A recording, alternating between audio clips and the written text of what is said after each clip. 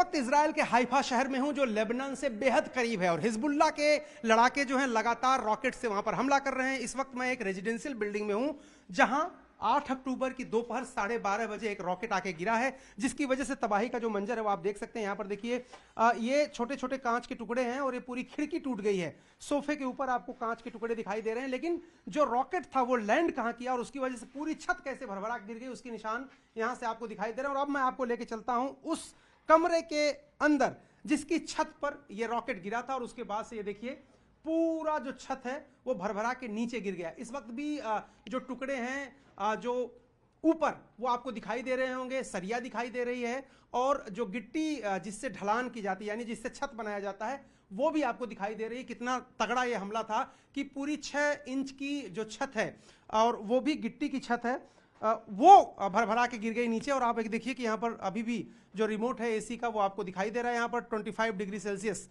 इसका तापमान उस वक्त रहा होगा जब इस घर में लोग सो रहे होंगे। कहा यह जा रहा है कि ये जो कमरा है, इस कमरे में जो 2 लोग थे, जब सायरन आया उसके बाद से वो यहाँ से चले गए थे। सायरन जब बजा था उसके बाद यहाँ से चले गए थे, अलर्ट थे। हालांकि बाद में जांच एजेंसियों ने यहाँ से बहुत सारे सामान उठा लिए हैं और वो जांच के लिए गए हैं। जैसे कि रॉकेट का मलबा भी यहाँ पर आपको नहीं दिखेगा क्योंकि इजरायली डिफेंस फोर्सेज और बाकी जो लोग जांच करते हैं वो यहाँ से ले गए।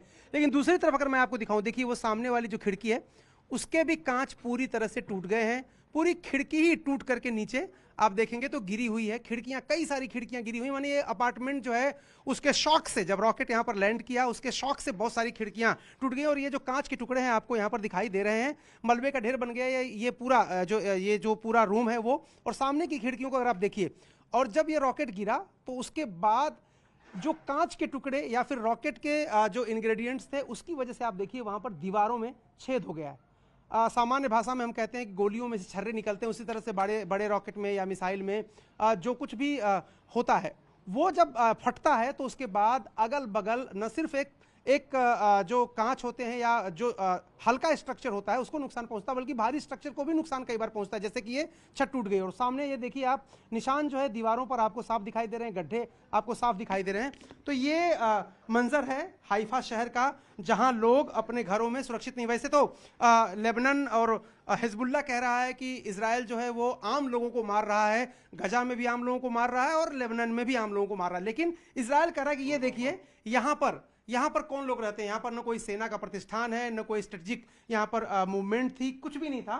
लेकिन फिर भी यहाँ पर देखिए किस तरह से हमला किया गया। हमारे साथ यहाँ जो ओनर हैं वो हैं, लेकिन चूंकि उनको हेब्रू आती है, उनको हिंदी इंग्लिश नहीं आती, इसलिए what happened yesterday? מה קרה אתמול? אני הייתי פה בדירה, אני איש תחזוקה של האזור, ואני בדיוק נשאר לי לסייד כדי צריך להכניס דייר, והיה אזעקה, רעש. אני הייתי פה, רצתי מהר לחדר מדרגות להתמגן, בום חזק, נפל הטיל בדיוק פה, אני קיבלתי נס. Let me translate. So To painting life जो बेडरूम में यहाँ in gift from left side after 1 minute, חצי דקה, חצי דקה. after 1 minute the missile come and he got his life in gift from God. Yeah? קיבלת את החיים שלך במתנה.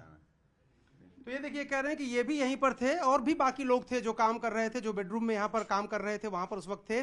और missile इनका कहना है, हालांकि जो expert बता रहे हैं वो कह रहे हैं रॉकेट था यहाँ पर, लेकिन जो ये हमला हुआ उसके बाद यहाँ पर बड़ी मुश्किल से इनकी जान बची है और जो लोग थे वो समय से यहाँ से निकल गए थे और किसी तरह से की कैजुअलिटी यहाँ पर नहीं हुई है। लेकिन जो इजरायली डिफेंस फोर्सेज हैं और जो जांचकर्ता हैं वो यहाँ लगातार मूवमेंट कर रहे हैं और जांच कर रहे हैं।